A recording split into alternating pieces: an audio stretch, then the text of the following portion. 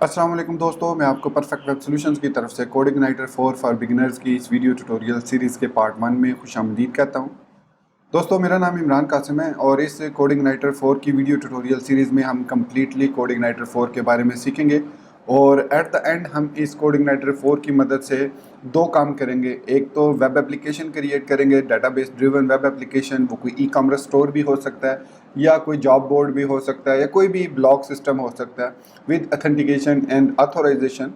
उसके बाद दूसरी जो चीज़ हम इसमें सीरीज़ में सीखेंगे वो ये है कि हम किस तरीके से कोडिंग नाइटर 4 को इस्तेमाल करते हुए रेस्टफुल एपीआईज क्रिएट कर सकते हैं, ताकि हम जो अदर फ्रेमवर्क्स हैं लाइक मोबाइल ऐप्स हैं या JavaScript frameworks like Vue JS, react JS या इसी तरीके से हमारे पास एंगुलर है, तो उनको इस्तेमाल करते हुए हम जो है अपनी रिसोर्सेज को यूज़ कर सकें कोडिंग नाइटर 4 की एपीआईज को। तो मैं उम्मीद करता हूँ कि आप मेरी कंप्लीट सीरीज़ को एंड तक ज़रूर देखेंगे और इसको हर ट्यूटोरियल को लाइक भी करेंगे। इसके अलावा अगर आप हमारे इस चैनल परफेक्ट वेब सॉल्यूशंस पर न्यू हैं तो मैं आपसे रिक्वेस्ट करूँगा कि इसको सब्सक्राइब करते हुए बेल के नोटिफिकेशन आइकन को प्रेस करते हुए ऑल नोटिफिकेशन को ऑन कर लीजिएगा, ताकि आने वाले वीडियो ट्यूटोरियल्स की नोटिफिकेशन आपको मिलती रहे और आप उनसे अप टू डेट रह सकें।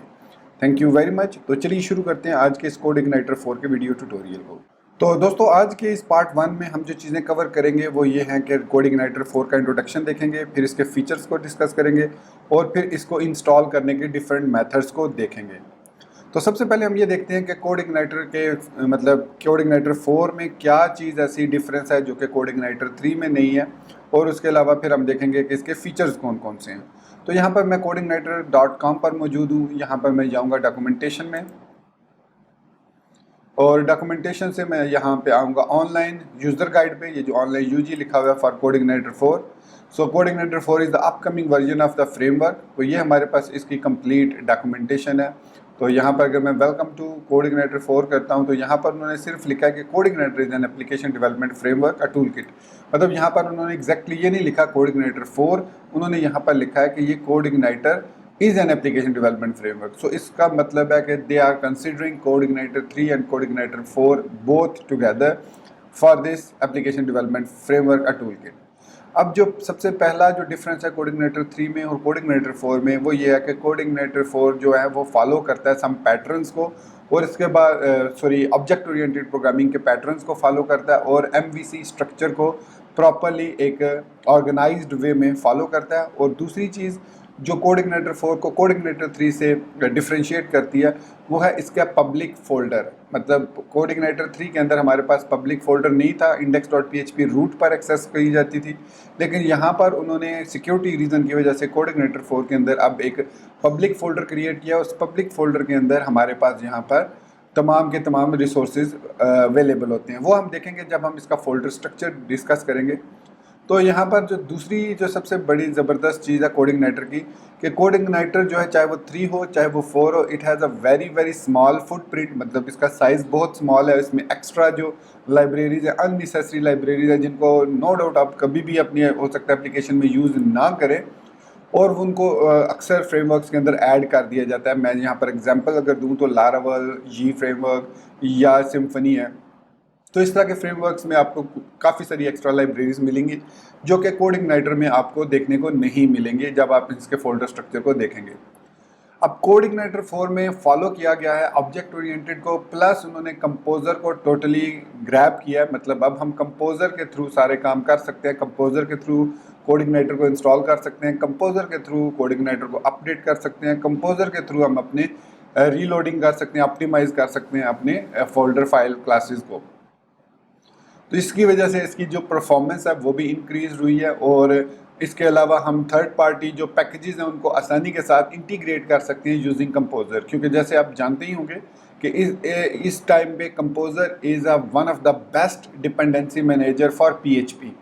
सो इसलिए कोडिंगनेटर 4 में, कोडिंगनेटर 3 में इसको इंट्रोड्यूस करवाया गया था वेंडर फोल्डर को क्रिएट करके, composer.json को क्रिएट करके उसका एक तरीका ऐड किया गया था, लेकिन that was a bit complicated और मैंने उस पर ऑलरेडी एक ट्यूटोरियल बनाया भी था। लेकिन यहाँ पर हम कोडिंगनेटर 4 की बात कर रहे हैं जो कि ऑलरेडी कंपोजर को फुली सपोर्ट करता है, और कंपोजर की मदद से थर्ड पार्टी पैकेजेस को इंस्टॉल कर सकते हैं, उनको कन्फिगर कर सकते हैं, उनको यूज़ कर सकते हैं।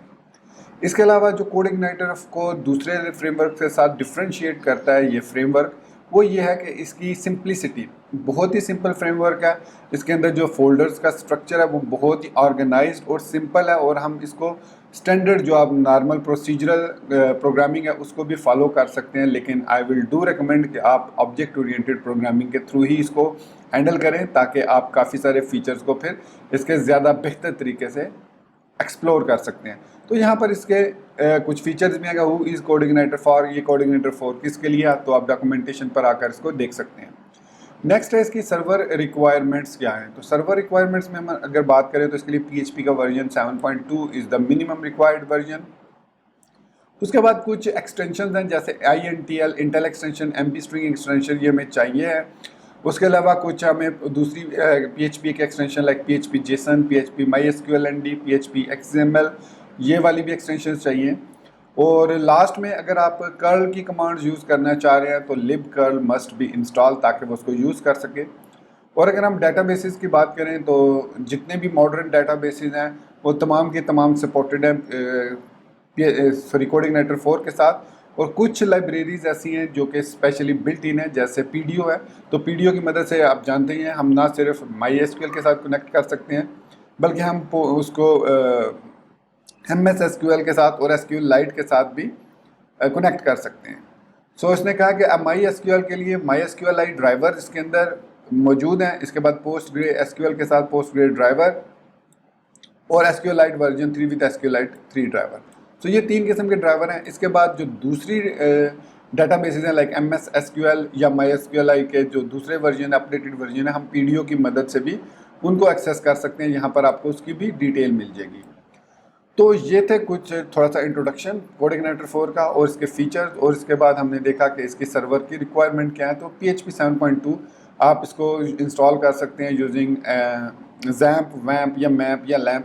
मैं यहाँ पर यूज़ कर रहा हूँ लारावेल का जो वॉलेट वर्जन है, मैं उसी को यूज़ कर रहा हूँ। मैंने XAMPP, WAMP या MAMP किसी को भी इंस्टॉल नहीं किया हुआ, क्योंकि लारावेल वॉलेट के अंदर हम आसानी के साथ वर्चुअल होस्ट को क्रिएट कर सकते हैं, जो कि मेरे लिए आसानी प्रोवाइड करता है। और मैं रिकमेंड करूंगा आपके लिए कि अगर आप विंडोज़ के यूज़र हैं तो आप लारागॉन को यूज़ करें। लारागॉन इज़ अ गुड इंटरफेस, और उसकी मदद से आप आसानी के साथ वर्चुअल होस्ट भी सेटअप कर सकते हैं। तो ये थी इसके कुछ कोऑर्डिनेटर 3 की इंट्रोडक्शन और उसकी सर्वर रिक्वायरमेंट्स। तो अब हम अगर इसकी इंस्टॉलेशन की बात कर रहे हैं तो यहाँ पर इंस्टॉलेशन का लिंक भी मौजूद है। तो इंस्टॉलेशन के ज़रिए हम क्या कर सकते हैं, हमारे पास 2 तरीके हैं बेसिकली, एक मैनुअल इंस्टॉलेशन है और एक कंपोजर इंस्टॉलेशन है। मैनुअल इंस्टॉलेशन से मुराद यह है कि आप coordinator.com की इस वेबसाइट पर जाएं, यहाँ पर coordinator.com पर जाएं और यहाँ से डाउनलोड कर लें कोऑर्डिनेटर का 4 का जो भी वर्जन। ये देखें यहाँ पर डाउनलोड में आए एंड देन आप कोऑर्डिनेटर 4 के सेक्शन में आए और यहाँ से इसको डाउनलोड करके अपने www या htdocs के फोल्डर में सेव कर लें and you are good to go. लेकिन प्रॉब्लम यह है कि जब आप इसको डाउनलोड करके सेव करेंगे अपने www के फोल्डर में, तो बाय डिफ़ॉल्ट ध्यान में रखिएगा इसको आपने पब्लिक फोल्डर का पाथ देना है। अदरवाइज़ आपको अपने हर प्रोजेक्ट के साथ /folder_name/public लिखना पड़ेगा, तभी वो काम करेगा। मैंने ऑलरेडी जो लारावेल वॉलेट है उसको सेटअप किया हुआ है कि मुझे पब्लिक डायरेक्टली वो जब कोऑर्डिनेटर 4 को मैं इंस्टॉल करता हूँ या इसको www फोल्डर में पेस्ट करता हूँ तो वो ऑटोमेटिकली पब्लिक फोल्डर पर चला जाता है। तो यहाँ पर उसने इंस्टॉलेशन इंस्ट्रक्शन में आपको बताया कि मैनुअल इंस्टॉलेशन है और दूसरी कंपोजर इंस्टॉलेशन है। सो दोनों इंस्टॉलेशन ऑलमोस्ट सेम है। मैं रेकमेंड करूँगा कंपोजर इंस्टॉलेशन को। कंपोजर इंस्टॉलेशन को इसलिए मैं रेकमेंड करूँगा क्योंकि इसकी मदद से हम डिपेंडेंसीज़ को आसानी के साथ टैकल कर सकते हैं, और इसके लिए जितने भी आपकी रिक्वायरमेंट होंगी वो एक सिंगल फोल्डर में होंगी, वो वेंडर के फोल्डर में होंगी। जबकि मैनुअली जब आप इंस्टॉल करते हैं तो सिस्टम का फोल्डर अलग से क्रिएट होता है और वेंडर्स का फोल्डर अलग से क्रिएट होता है। अगर यहाँ पर हम मैनुअल इंस्टॉलेशन में आकर देखें फोल्डर स्ट्रक्चर को, तो इसका फोल्डर स्ट्रक्चर कुछ इस तरीके से क्रिएट होता है कि यहाँ पर मैं आपको इसको दिखा दूँ कि लेटेस्ट वर्जन यहाँ से आप रनिंग ऐप में, I think running your app में आप इसको देखेंगे कि यहाँ पर जब हम इसको फोल्डर स्ट्रक्चर को देखते हैं तो यहाँ पर कहीं पर इसने दिखाया था कि इसके हाँ ये आ गया, ये देखें ये है स्ट्रक्चर इसका कंपोजर इंस्टॉलेशन का। सो इसका स्ट्रक्चर ये है कि वेंडर का फोल्डर क्रिएट होता है, उसके अंदर कोऑर्डिनेटर 4 का, उसके अंदर फ्रेमवर्क और उसके अंदर सिस्टम का फोल्डर होता है। और इसी तरीके से हमारे पास ये आपकी जो पब्लिक ऐप है जो आप क्रिएट करते हैं उसका एक वर्जन जो है वो आपके फ्रेमवर्क के अंदर भी मौजूद होता है। तो जबकि इसके मैनुअल इंस्टॉलेशन में जो इसका स्ट्रक्चर है, यहाँ पर इसको आई थिंक ये स्ट्रक्चर है। So folder is your project after setup app public system and writable, ये इसका फोल्डर स्ट्रक्चर होता है जब आप इसको मैनुअली इंस्टॉल करते हैं। तो इसका सबसे बड़ा इशू ये होता है कि you are responsible for merge conflict when updating. तो इसका मतलब है कि आपकी अपनी रिस्पॉन्सिबिलिटी होती है कि मैनुअली आप चीज़ों को मर्ज करें, कि हो सकता है आपने सिस्टम में चेंजेस किए हैं या पब्लिक या ऐप में कहीं पर चेंजेस किए हैं, तो वो आप रिस्पॉन्सिबल होंगे उसके लिए। जबकि अगर हम कंपोज़र इंस्टॉलेशन को यूज़ करते हैं तो कंपोज़र इंस्टॉलेशन में हमारे पास सबसे बड़ा फीचर ये है कि सिंपल इंस्टॉलेशन है और ईजी टू अपडेट है। प्रॉब्लम इसमें यह है कि you still need to check app config changes after updating. तो इसका जो प्रॉब्लम यह है कि जब भी आप अपडेट करेंगे पैकेज को, तो आपको ऐप के अंदर कन्फिग फोल्डर को चेक करना होगा कि इसमें कोई अपडेट वगैरह तो नहीं आई। तो मैं रिकमेंड करूँगा यही वाला कंपोज़र इंस्टॉलेशन। तो चलिए इसके लिए हम ऐप स्टार्टर किट को यूज़ करेंगे। तो इसके लिए लिंक यहाँ पर आएंगे, कंपोज़र क्रिएट प्रोजेक्ट लिखेंगे, लेकिन इससे पहले आपको यहाँ पर आना पड़ेगा getcomposer.org पर, और यहाँ से आपको डॉक्यूमेंट डाउनलोड करना पड़ेगा, जो भी लेटेस्ट वर्जन है डाउनलोड कंपोज़र करके इसको अपने सिस्टम पर इंस्टॉल करना होगा। और मेक श्योर करना होगा कि जब आप यहाँ पर टर्मिनल पर आकर कहीं पर भी या कमांड प्रॉम्प्ट पर लिखें कंपोज़र, तो इस तरीके की इन्फॉर्मेशन आपके पास लाजमी आए। मेरे चैनल पर कंपोज़र का वीडियो ट्यूटोरियल मौजूद है कि किस तरीके से प्रॉपर्ली कंपोज़र को सेटअप किया जाता है, तो वो आप देख लें अगर आपको कंपोज़र की इंस्टॉलेशन नहीं आती। आई थिंक मैंने लारावेल 5 की सीरीज़ में एक्सप्लेन किया कि कैसे आप कंपोज़र को इंस्टॉल करते हैं, तो वो आप देख लीजिएगा। तो ये कंपोज़र लाजमी आपके पास इंस्टॉल होना चाहिए। उसके बाद आप टर्मिनल पर वापस आएंगे और यहाँ पर अब मैं www के फोल्डर में मौजूद हूँ, आप अपने htdocs के फोल्डर में होंगे या पब्लिक HTML जो भी आपका रूट फोल्डर है। तो यहाँ पर मैं लिखूँगा कंपोज़र क्रिएट डैश प्रोजेक्ट और उसके बाद लिखूँगा कोड इग्नाइटर 4/ऐप स्टार्टर। उसके बाद मैं इसको नाम दूंगा CI4 ऐप का, और उसके बाद एक स्विच दिया जाता है no-dev। अब no-dev का मतलब होता है कि हम इस पर टेस्टिंग वगैरह या डेवलपमेंट जो भी पैकेजेस हैं वो इंस्टॉल नहीं करना चाह रहे, no-dev को आप साथ ऐड कर सकते हैं, लेकिन मैं इसको नहीं ऐड करता। मैं सिंपली CI4 ऐप लिखूंगा और इसके बाद मेरा जो ऑप्शन है ऑलवेज मैं यूज़ करता हूँ कंपोज़र के साथ, वो -VVV है। इसका मतलब है वर्बोस मोड। वर्बोस मोड में हमारे पास यहाँ पर शो होता रहता है कि क्या काम हो रहा है, क्या कोई चीज़ डाउनलोड हो रही है, कोई चीज़ राइट हो रही है वगैरह वगैरह।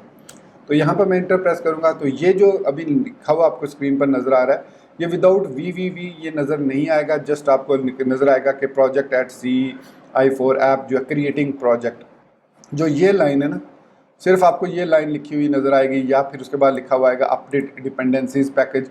ये जो काम हो रहा है कि ये डाउनलोड कर रहा है, मुझे पता है कि ये डाउनलोड कर रहा है यहाँ से packages.org से, तो ये चीज़ लिखी हुई नज़र नहीं आती। अब ये चीज़ें सारी डाउनलोड हो रही हैं, तो मैं यहाँ पर थोड़ी देर के लिए वीडियो को पॉज कर दूँगा और उसके बाद दोबारा हम वापस आएंगे जब ये इंस्टॉलेशन कम्प्लीट हो चुकी होगी। तो दोस्तों देख सकते हैं कि हमारी इंस्टॉलेशन जो है वो कम्प्लीट हो चुकी है। तो यहाँ पर वापस हम टर्मिनल पर आ चुके हैं और हमारी जो एप्लीकेशन है वो सक्सेसफुली CI4 ऐप में इंस्टॉल हो चुकी है। अब मैं CD CI4 ऐप लिख के इसमें एंटर करूँगा और यहाँ पर मैं LS लिखता हूँ, सॉरी LS। तो ये हमारा इसका फोल्डर स्ट्रक्चर है। अब इसको मैं ओपन कर लेता हूँ सब L डॉट लिख के विद Sublime Text 3।